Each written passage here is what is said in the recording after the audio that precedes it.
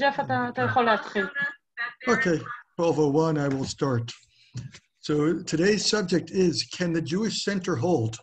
Exile and redemption, and theologies of exile and redemption in American Israeli Jews in the 21st century. And basically, I wanted to combine two subjects that I think are central to what we as Masorti conservative Jews find of deepest concern, and especially since I'm speaking in English, what unites and divides us over an ocean. And I started with the notion of the Jewish center because, at least to me, this is one of my biggest concerns. In an age, in the 21st century, but in an age where we feel more and more polarization, and that the extremes on both sides seem emboldened, and the value of being a centrist, the value of moderation, the value of bridge building, the value of being able to hold all opinions with respect, to respectfully engage people of all opinions from all sides, not only is less valued, it's an idea that's under attack. And so the notion that there can be a center, and that the center isn't only in a defensive way, isn't only valid, but that the center is actually a value that we hold dear, that we need to work hard on promoting, is something that I think is at the core of the challenges and the issues that engage conservative Masorti Jews wherever they may be, because we all find ourselves in a center where there are voices, and very loud and strong and intolerant voices on both sides. And I want to apply that, and we will end up applying that to the notion of where is the Jewish center? And is there one Jewish center? But first I want to start with the notion of, oh wait, and Tommy, it's good that you're here because you disabled participant screen sharing, and I want to share a screen. So we'll try that again. What? Sorry? I'd like to share a screen. Would you be able to, because otherwise I'll be reading texts. Do you have that? Yeah, I'm making you a co-host, okay? Wonderful. Okay. So it'll take a second. I'm going to share a poem by Yeats. Because the phrase I used in titling this session, Can the Jewish Center Hold, is taken from a poem by Yeats. And so as much as it's a concept that we use in English, it comes from the poem. So for those who know it, I guess I don't need to, I can read you the poem without sharing the screen. So let me open that before I...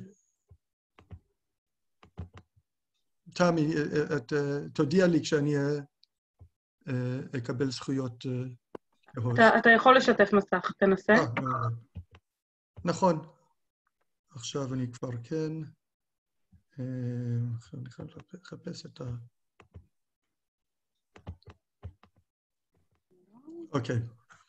So the title of the poem is The Second Coming, and we're not going to get into the whole... This isn't going to be a literature lesson on Irish poetry. But it starts with this notion of turning and turning in the widening gyre. I'm going to mute. Okay. The falcon cannot hear the falconer. Things fall apart. The center cannot hold. Mere anarchy is loosed upon the world. The blood-dimmed tide is loosed, and everywhere the ceremony of innocence is drowned. The best lack all conviction, while the worst are full of passionate intensity. And the poem was written before World War I, as you see the ties of international cooperation and peace falling apart. And this sense that the moderates, the ones who are the best, the ones who have sort of what we call sophistication and nuance and are able to hold all opinions with respect simultaneously, by their nature, lack the conviction of their beliefs because they see the benefits to all sides around them. On the contrary, those who are the most radical, the most extreme, the most denying of the validity of other positions, they're full of passionate intensity.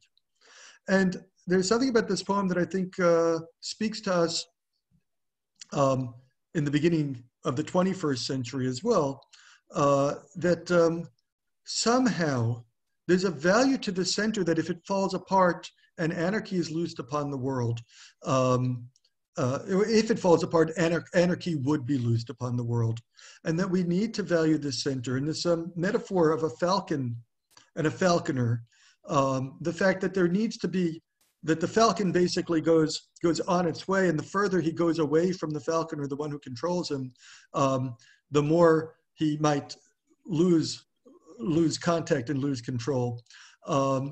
This sense, the need, the dire need to hold a strong center, a positive center, a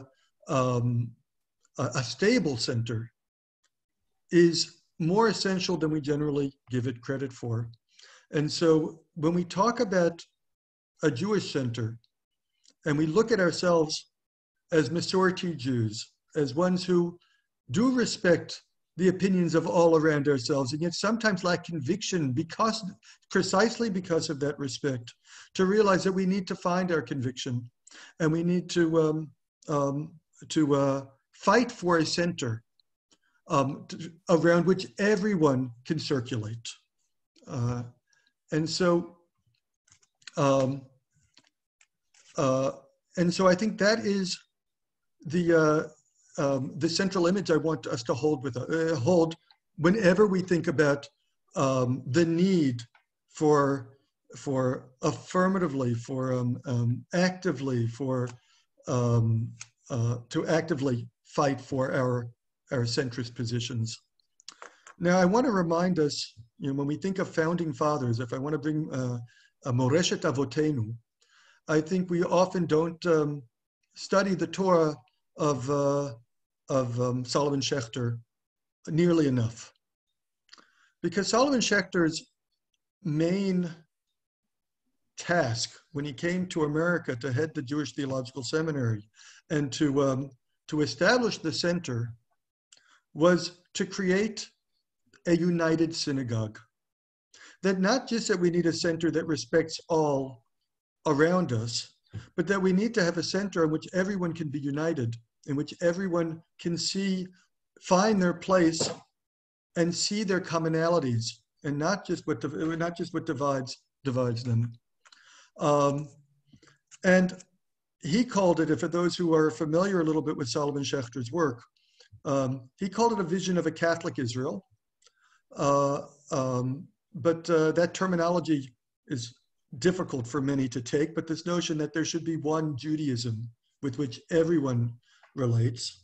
But I think more to the point is to what he actually termed the organization that he founded, the United Synagogue. Now, as we know, the United Synagogue in America was modeled and based on the United Synagogue in England, which also had this kehila function, this function of uniting the Jews, all of the Jews in the country, with a central vision, with a center to which they can all be associated. Now, those who are aware of the organizations in England and America realize that they both have very different today, different denominational affiliations. So while the United Synagogue saw everyone uniting together, the vision didn't sustain itself either. This belief that we need to be a united synagogue, that we need to be a single center around which everyone can find their place, held for a very short period of time in the United States. It never really succeeded in including the various poles throughout, but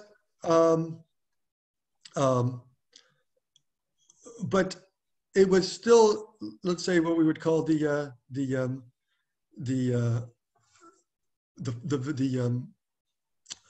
perfection of the vision. It was the vision that was that we aspire to have perfected.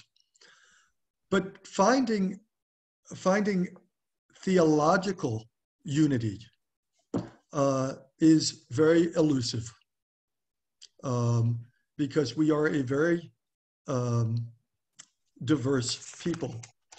And not only that, we're a people for whom the values of debate and dialogue and dialectic and multiplicity of voices arguing around the same point, the Talmudic and rabbinic foundations of our society are based on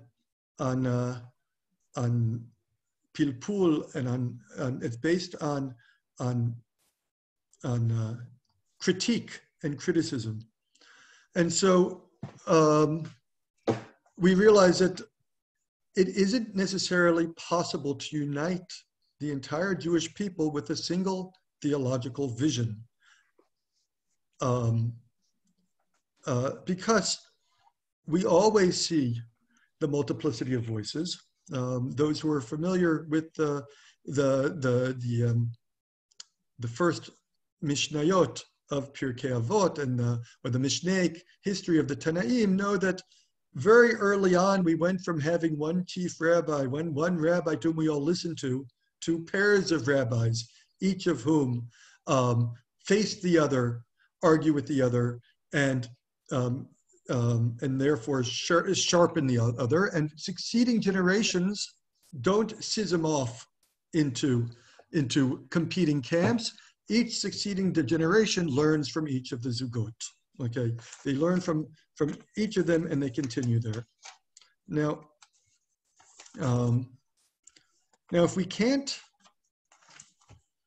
unite around theology, and I don't even think that Schechter imagined that he would get the extremes to agree with him, then what we do need to do is find, and this is one of the elusive goals of every sort of lecture on basic Judaism, is to find the common denominators that unite us all as Jews.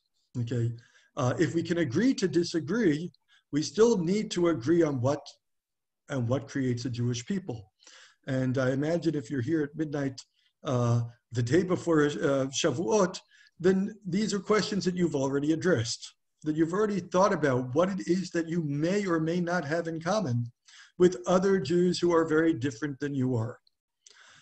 And essentially, though, because we are a movement that was founded and based on this notion of a united Israel, the United Synagogue, we have generally taken the position that what unites us is a sense of nationality, or a sense of family, or a sense of peoplehood, or a sense of common heritage. Okay? All of these are different words that mean the same thing, but because the term is so loaded, if we even find it hard to agree on the one that we find most comforting. But in general, all of these institutes, all of these discussions that talk about, are we a religion, are we a legal system, or are we a people?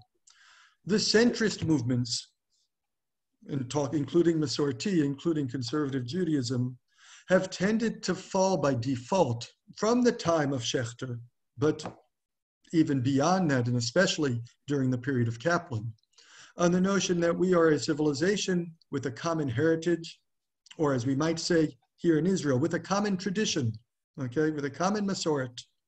And that is what unites us. Not the halakha, not the law, not the ethics even, not the theology, not the belief structure. We have, right now I see 13 open windows, and I imagine that each and every one of us will define our core beliefs in Judaism differently. And yet what will unite us all is that we're all committed to doing it within the structure, within the system of this common heritage. And to see it also is to see the value in us doing it as a in a united fashion into the future, okay? It's not that I'm saying I'm coming from a single heritage and going and taking it in our own, to one direction, but that we are, in the words, since it's Shavuot, we'll quote the obligatory quotes from Ruth that we require, that we use as our basis for admitting Gerim, to admitting converts into our people. As long as we see Amecha mi ve'Elohayach Elohai, your people are my people, and your God is my God. Or in other words, saying, your history is my history, but and your future is also my future, seeing the common history, but the common fate as well. This tends to be the structure under which the center of Judaism has always functioned. And at least it is as we, as traditionalist Masorti Jews, continue to define it. And so,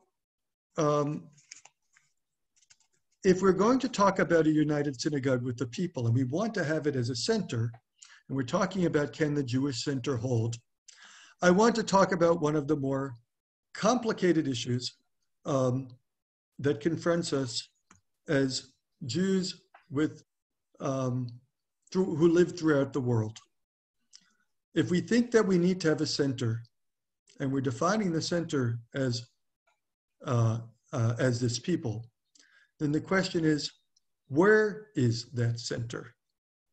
How do we locate the center? And the dialogues and debates between Jews in America, Jews in Israel, and Jews in America or throughout the world can be very loaded. But traditionally,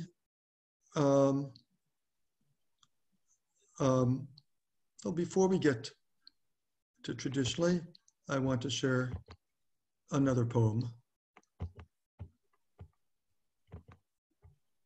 So this is a poem from Natan Alterman from 1950 called The New Pumbedita. And he says, perhaps, as God is my witness, two centers are necessary. In the prosperous state of Israel, the sages of Morocco, Tiberias, and Tunis will dwell, while the rest of the learned in Cincinnati are settled. And in Brooklyn, your people will enjoy La Dolce Vita as subjects of the new Pumbedita. Two centers. Now, when we see it presented, at least when I see it presented in this way over 70 years ago, by one of the preeminent poets of the new Hebrew, the new Jewish state, there's something very jarring. By creating two centers, in essence, he's creating a schism between the Jews in Israel and the Jews outside of it. And in fact, it even looks, even though he says it has two centers, that he's proposing three centers. Because we note, at least in 1950, and perhaps now we might want to segment our society even more, but he's essentially dividing the Jewish people into three main categories. Talmudic Jews who live in Brooklyn, who will create the new Pumbedita, which in modern Zionist thought, the Talmud is always considered to be a product of Galut, product of Babylonia. Those in Cincinnati, and Cincinnati isn't the biggest city in America, but for those of you who might not be aware, it's the center of the Reform movement, and it was the center of the Reform movement 70 years ago as well. And so it's definitely seeing the sense of the non-Talmudic Jews, the non-Pumbedita Jews in America also needing their own center. And the state of Israel, which will be an authentically Oriental in the terms that they used back then, an authentically Eastern center as well. So on the one hand, this notion of multiple centers is not new. And yet on the other hand, it goes very much against traditional Jewish learning. The traditional Jewish approach from the time of our slavery in Egypt is to view life outside of the land of Israel as a life in exile. Now, exile is not necessarily a term that needs to be loaded with external connotations, but it does imply that the person is living distanced from their center, that they are not in their center when they are living out in the place where they are living. And in the biblical narrative, both the Egyptian exile, but especially the Babylonian exile, are considered to be situations that are untenable. They're considered to be situations that are in principle meant to be temporary. That the prayers, dreams, hopes of those in exile are for a term that we call redemption, to go from galut to geula. And the redemption comes with the restoration of the people back into their center. Okay? This is, when I talked about theoretical approaches to exile and redemption, this is, and if you think back to your biblical texts and to the religious traditions, this isn't only one of the theories of, one of the themes of the Jewish Bible. It's in essence the central theme and the central narrative and the central metaphor that we use for taking this historical narrative as it's presented of the fate of the Jewish people and giving it moral, spiritual meaning. Okay? For those who are following along with the 929 program of Torah study, we've been reading the last few months the prophets Isaiah, Jeremiah, and now Ezekiel, all of whom present an elaborate theory of how exile is punishment for our sins. But if we hold true and hold fast and hold faithfully to our belief that we have value as a people because of our covenant with the eternal, we will eventually be redeemed. And what will sustain us through exile is this belief that eventually we will merit redemption. Now, for many, many years, that belief, which for these three prophets and for in the prophetic narrative is very tangible. It's talking about physical return. When we get to the 2,000-year exile since the destruction of the Second Temple,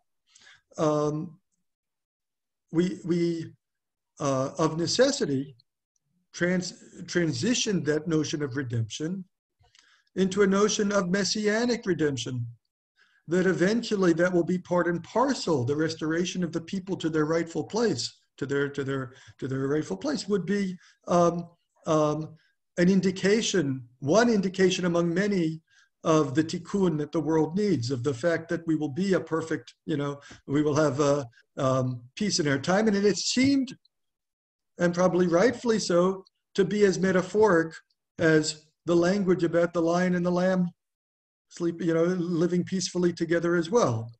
By the time we get to the 19th century, the discussions and the attitudes towards such messianic beliefs were cynical at best, or not at best. They were cynical and sarcastic often, but they often were just used as a goal that people felt that they could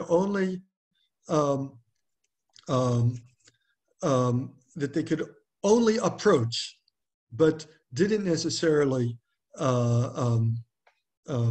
feel was possible, definitely not by our own hand. And so this reconciliation with the facts of exile was only made possible by our belief that eventually our purpose in exile is to somehow help in restoration and creating this messianic redemption.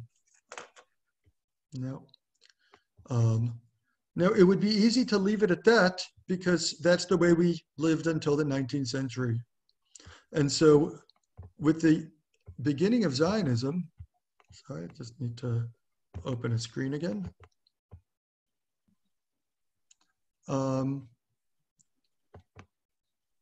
We see a reevaluation of this notion. And in fact, if we're going to start about the beginning of Zionism, we'll start with primary texts. With we're going to this will be a text study class today, and any talk about Zionism needs to speak or needs to begin with the ideas where it was formulated, which is Leon Pinsker's auto-emancipation. And there was only a few words before the beginning of this paragraph on the previous page, so I didn't copy it, but it says, the Jews did not cease to exist spiritually as a nation, even though we were totally destroyed physically. Now, but to Pinsker, this means the world saw in this people the uncanny form of one of the dead walking among the living. This ghost-like apparition of a people without unity, without organization, without land or other bond of union, no longer alive, and yet moving about among the living. This strange form hardly paralleled in history, unlike anything that preceded or followed it, could not fail to make a strange, peculiar impression upon the imagination of the peoples. And if the fear of ghosts is something innate and has a certain justification in the psychic life of humanity, what wonder that it asserted itself powerfully at the sight of this dead and yet living nation. Pinsker draws a picture here of Jewish life in exile as something which to the nations or to the people appears to be a ghost. And since we are a ghost, it means that we haunt them and that we cannot continue to hope for a peaceful coexistence if we're going to haunt the people among whom we live. Because we insist on saying we're still alive, and yet we have no body. We have no flesh and blood. We have no center. So we'll continue here to the end of his essay. Oh no, not to the end of the essay. So just to talk about the location of this Jewish home that he thinks we need to get flesh and blood. We need to find a center, a physical center, so that this ghost will no longer haunt the world. He says something which we tend to know about and its effects afterwards when we were offered homelands other than the land of Israel. It says if we would have a secure home, so that way we may give up our endless life of wandering and rehabilitate our nation in our own eyes and in the eyes of the world, we must above all not dream of restoring ancient Judea. We must not attach ourselves to the place where our political life was once violently interrupted and destroyed. The goal of our present endeavors must be not the Holy Land, but a land of our own. We need nothing but a large piece of land for our poor brothers, a piece of land which shall remain our property, from which no foreign master can expel us. Thither we shall take with us the most sacred possessions which we have saved from the shipwreck of our former fatherland, the God idea in the Bible. It is only these which have made our old fatherland the Holy Land and not Jerusalem or the Jordan. Perhaps the Holy Land will again become ours. If so, all the better. But first of all, we must determine, and this is the crucial point, what country is accessible to us. So we tend to know about this. Oh wait, did I share it? Oh, I didn't share the screen, did I? Okay, so I need to share that with you. So this is the text that I just read. So this notion that it must not be ancient Judea, or we must not restore ancient Judea, shows that redemption, as it was defined by the Zionists, was not from the very beginning a sense of creating, of going back in time. You know, it clearly was never, we cannot restore ourselves to an ancient world. But by saying this, we're going to get the beginning of these notions of the new Jew, of the Hebrew, of the redemptive power of this restoration to the land. The Zionist theologies that will be developed after this will continue to see a redemptive value to the return that isn't only in the restoration to the land, but in what it restores to our people to no longer be a ghost, but to be a living being. So I took this summary here just to summarize the end of Pinsker. And I bring this just because we often in these contexts study primary texts from the Talmud or from elsewhere, but we tend to forget to study the Mekorot that create us as a Jewish people living in the land. It says, let now or never, and I'm reading, by the way, from here, I don't know if you can see my cursor, let now or never be our watchword. Woe to our descendants, woe to the memory of our Jewish contemporaries if we let this moment pass by. We may sum up the contents of this pamphlet in the following sentences. The Jews are not a living nation. They are everywhere aliens, therefore they are despised. The civil and political emancipation of the Jews is not sufficient to raise them in the estimation of the peoples. The only remedy would be the creation of a Jewish nationality, of a people living on its own soil, the auto-emancipation of the Jews, their emancipation as a nation among nations by the acquisition of a home of their own. We should not persuade ourselves that a humanity and enlightenment will ever be radical remedies for the malady of our people. The lack of national self-respect and self-confidence, of political initiative and of unity are the enemies of our national renaissance. So this is the start of the notion that redemption can come, Geula can come if we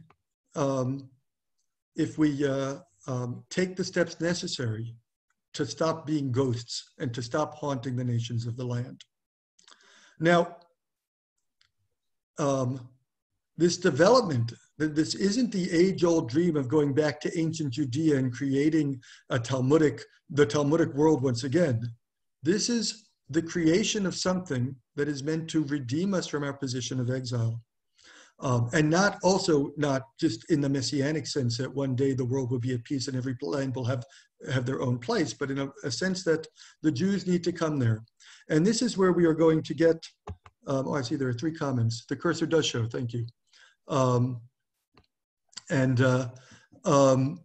This is where we're going to get a concept that is often maligned but needs to be understood, which is the redemption of the Jewish people by going to the land of Israel will be to, by necessity, what's called shlilat hagalut, okay?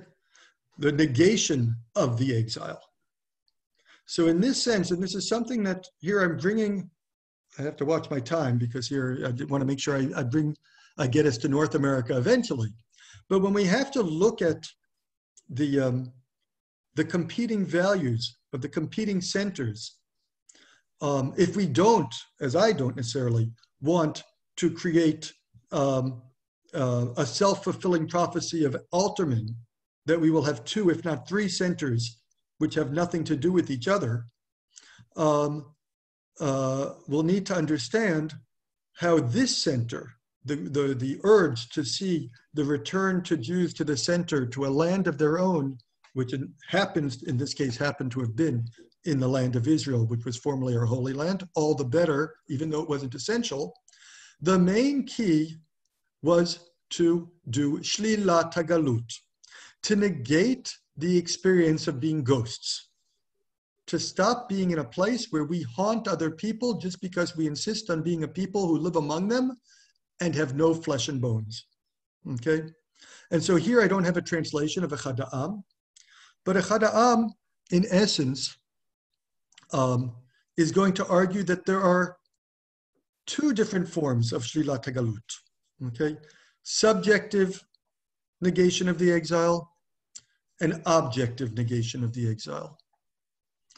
Objective negation of the exile would mean that all Jews, once they should leave their exile and should come to the land because only there they can no longer be ghosts.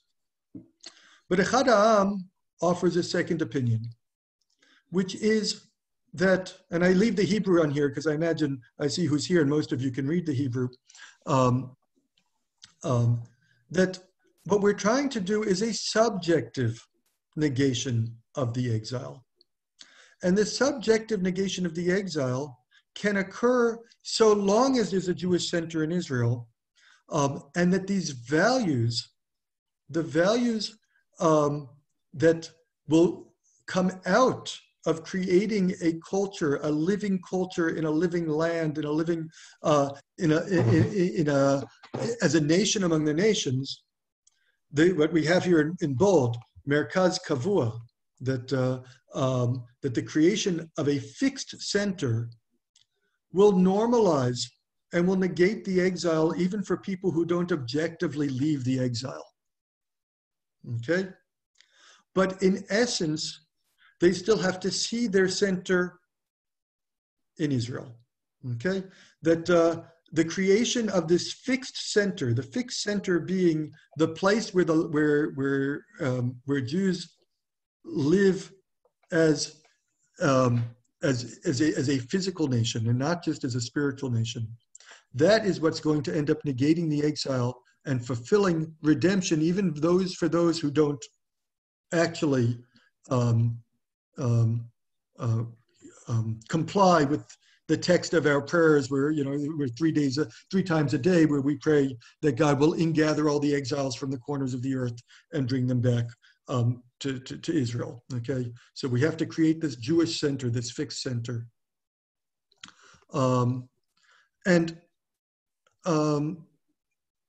and this gets expressed also in Berdichevsky's, this notion that what we need to create in this fixed center is a new, healthier way of being Jewish, natural, this awakening that will be simple and natural, and that can provide the center for Jews throughout the world. Okay, so, oh, I didn't mean to do that, but I just want to get to the next text. But the Zoom, there it goes. No, that's not it. Okay, so I'll go back to that screen.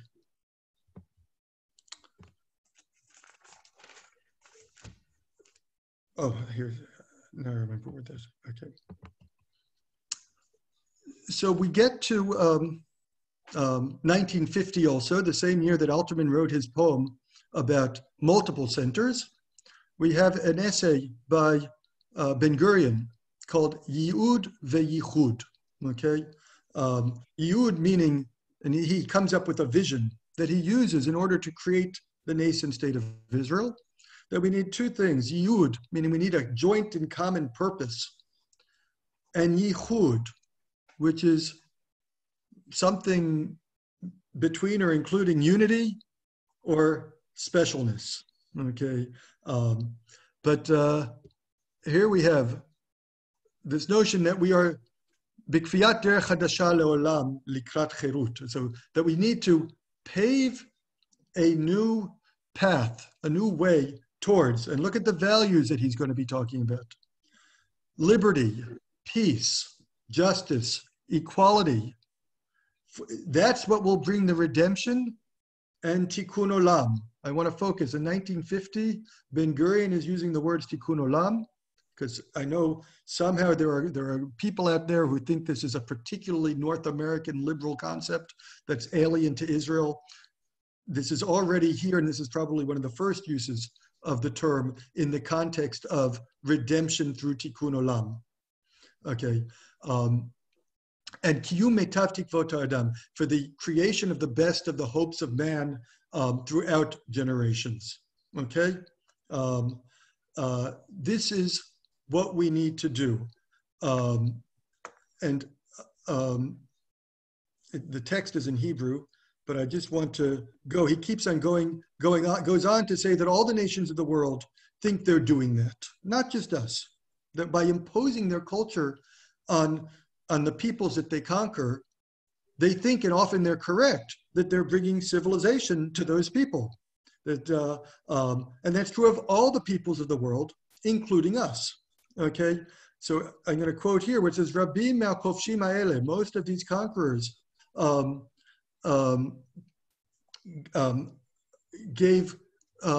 created more metukan, sort of better systems of governance and culture, and higher governance and culture.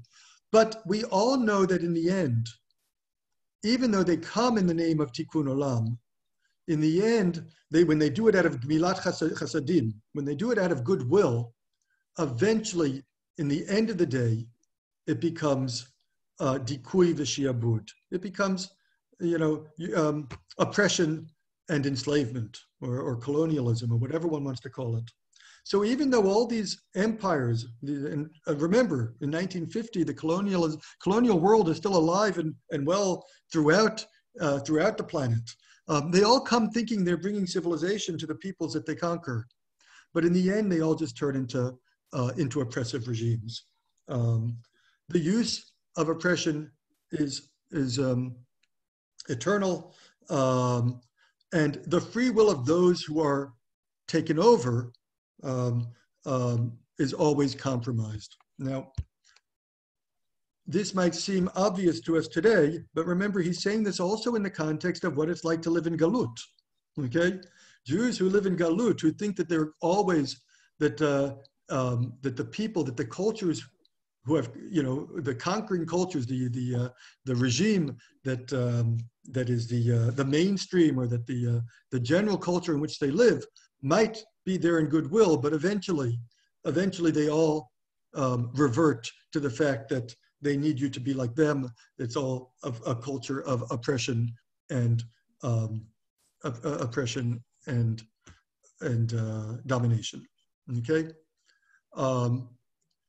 but here he gives an option, and Ben Gurion is usually one of the people given as an example of extreme notions of shlilata galut, that it has to be an objective shlilata galut, that you can't just live on the goodwill of the peoples of the world and come in.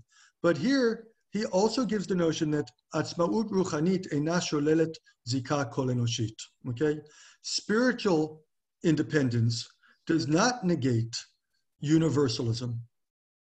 Just because we want to be spiritually independent doesn't mean we can't fight for these general values. And if we go, so that's the same one we have before. So I'll go back to that screen. I think this is where we need to go, and I need to, and I had a feeling that I'd short shrift the other side and the American side, but I want to focus here on this. The notion that what unites us as a people, as a United Synagogue, is our peoplehood. It's our common civilization. It's our common heritage. It's our masoret. It's the tradition that binds us all. It means that our center is essentially in our texts and in our past. Okay, if what unites us is our common heritage, and yet we also need that second part, which is the part of the spiritual, what unites us, Elohayich Elohai. Where do we see our common fate? And here, even in the most radical of those who wanted to objectively negate the diaspora, we see an inclination towards these common values that unite us spiritually. Okay, not necessarily in adherence to any of the forms or rituals in the synagogue or in the Shulchan Aruch, but Kriyat Derech Hadasha, the paving of a new path towards a world of freedom, peace, justice, equality, redemption, and tikkun olam. Okay, this is the best of the hope of man, and this is what can unite us throughout the world. This is the challenge that we have. As an organization, as a movement that was founded as a United Synagogue, but in America had to then add the rejoinder of conservative Judaism, because the presumption that we represent the entirety of the Jewish people can no longer seem relevant. We still need to promote these values, these centrist values, these uniting values that can focus us towards redemption on both sides of the Atlantic. But it will hopefully also prevent, at least in my mind, the dissolution of that center and create an anarchy or a schism that will end up in having multiple centers that have different sources and different values and different faiths. So I didn't leave that much time, but that's where I'll stop sharing my texts and I'll open up discussion. Thank you for your patience. I didn't really know how to manage so many people, so I didn't open it up to discussion. But if people wish to make comments or questions, I will. This is the time for you to join in. So,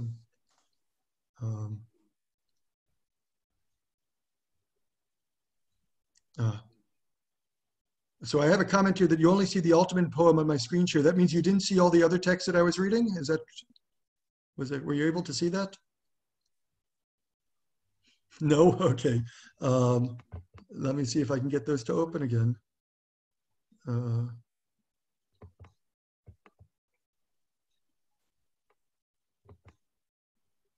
Okay. This text was not available to you before? You didn't see this before? No. No. Oh, okay. Sorry, I apologize. It's by now, after 2 months of working on Zoom, I should have a better task of it. So here's the text that I focused on, that I ended up בקביעת דרך חדשה לעולם לקראת חירות, שלום, צדק ושוויון, לקראת גאולה ותיקון עולם וקיום מיטב תקוות האדם בימינו ובכל הדורות. אין מפעלים דווקא למעצמות הגדולות. Okay, so that was the first part. The second part is down here. Maybe if history knows of no case where an occupation by those who think that they're being good, that they're acting with milat chasadim, that they're being favorable to you, will not, there's no case where that doesn't lead in the end to oppression and subjugation, okay? Rule by power is something that's eternal, and rule that's not the free will of those who are ruled has its own internal logic, and there's no escape. The rule will always turn to be oppression and oppressive. So in this sense, we're talking about what it's like for Jews to live in Galut. Okay, this is the context of his remarks in the sense that you can't rely on the goodwill, even of the most enlightened regimes. Eventually, going back to what we had with Pinsker. Oh, nobody saw the Pinsker text either. Okay, let me see if I can get that. No, we saw the Pinsker one. Oh, you did? Okay, so we'll end in that. The notion that living life without a center, in a physical center, turns the Jewish people into ghosts, and those ghosts will haunt the peoples you live among, wherever you are in the world, so long as they don't see you as a normal people, they see you as a ghost. So these are the issues that underlie it. I know I brought this partially to balance a prevailing narrative these days that that we should embrace a multiple center vision of Judaism. That each community has its own value, each community can be its source of Torah. All of that is true. But the underlying value, the underlying notion that we don't unite around one common center, the forces, the centrifugal forces of the falcon going around will tear us apart. And it will create different traditions and different gods in the end, different eventual destinations. So the Zionist model was very successful, particularly in our own community. And that's another thing about the United Synagogue and Masorti Jews, as we all know, were the most active and most unanimous in adopting the Zionist narrative early on. The use of Israeli culture, from folk dance to folk song to even to other aspects of popular culture, had a very strong element in creating a source and a center and a stability to the diaspora Jewish communities throughout the world in order to root them and anchor them in a common sense of community and identity. And that served us for many years. And as a traditionalist, as a conservative, as one who brings traditional texts, I humbly submit that the changes in the world do not have not changed the underlying value of continuing with that model, and continuing with the model that sees Zion, and particularly the new modern state of Israel with the new modern Jew living and breathing and creating a vibrant Jewish civilization in this country today, should still remain the primary center for Jews, regardless of where they are, with everything that it implies about the mutual responsibility that we all have for each other. Okay. But Akiva. I think Alterman's poem is still valid, you know, like we have here in Israel, Sfaradi, Ashkenazi, those from Satmar, and so everything is still 2 Jews, 10 opinions. 2 Jews, 10 opinions, but the question is, where do we see ourselves as united in the same center? What I see in the Alterman poem is a proposal, and a very thinly veiled proposal, to break away and to no longer see the commonalities. By saying that there are multiple centers, what one is saying is that there are also multiple destinies. And so eventually, as I began with that, I agree with you. Of course, I agree with you 100%. The attempts to unite the synagogue around a single theological concept and a single belief in how to live, act, and be as a Jew will not take and will not hold. But and it hasn't. It didn't succeed for Schechter from day one, but it's still sort of, say, a messianic vision of where we go when we can become a unified community. But what we do sort of need to sense is this. What I want to do is sort of reclaim and re-own the sense that Jews experience exile and redemption, and see the notion that the exile is something from which we need to be redeemed, and spiritually, especially in the spiritual context. You know, what Achad Ha'am called the subjective redemption from exile, which then makes the objective one less necessary because you have a physical center in the land. Was that a text that you were able to see as well? Did I share the Achad Ha'am text properly? No? Okay. Yes. Okay. Very good. Yes, Diane. Yeah, please, Diane. Yeah, I wanted to say that with all of the differences we all have, maybe this whole interest in studying text is sort of a light under the nations, that text maybe will be a way that we can unify, because it's something that everyone can search and have a different answer, but it is a unifying force. And we see, like, I know, like, we're hearing all these Batei Midrashim that are opening up, and people are flocking to them because they're looking, and it is a central unifying force that can have different pieces. So as a movement committed to Masoret, where we see, if we're defining ourselves as as Jews who are united by this common Masoret, we clearly have to go back to our basic texts, to the Mekorot, okay? But then the dialogue becomes, well, what are our basic texts?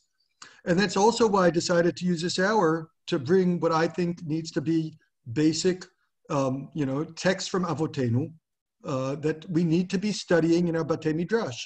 Okay, so we need to be studying Altman and Achada'am and Ben Gurion, and and I could have brought many, and Pinsker, and all of these. And we do that less often in our Batei Midrash. So everything else, we're going to bring Talmudic texts and all of that, or Mekorot and Parshanim throughout the Middle Ages, but also as a movement that is fiercely committed to being a modern movement. Okay, we shouldn't fall into the trap of thinking that the only valid Mekorot are medieval or ancient, because then we're creating a Masoret of medieval Judaism. Okay, we are a modern Jewish movement, and we need to be teaching modern Jewish texts and focusing, just as I try to do in a small bit of time here, on reading verses and trying to understand what our modern Jewish thinkers, the sort of the Achronim, or the Tzionim, because we're also define ourselves as a Zionist movement. We need to be studying our core texts in order for them to inform us. Because if we're only looking at 2nd century, 3rd century, 4th century, 5th century texts that are very much grounded in a diaspora experience that was traumatized by the destruction and by the losses of the Bar Kokhba revolt and all of that.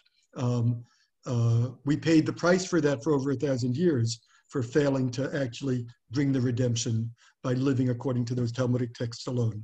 And so we have to, if we don't make modern Jewish texts part of the Beit Midrash, we condemn ourselves to becoming, like all the rest, just another form of medieval Judaism that will enter into the 21st century. I see Tommy, that means I need to finish. Yes, our next lesson has to start. Okay. Thank you very, very much. Thank you. And we have pleasure. another session starting right away, so join us with the link we sent before. Thank you so much, Rabbi Jeff. Laila Tov Kulam. Thank you, Tommy. Thank you to everyone. Laila Tov. Very, very nice. Really interesting.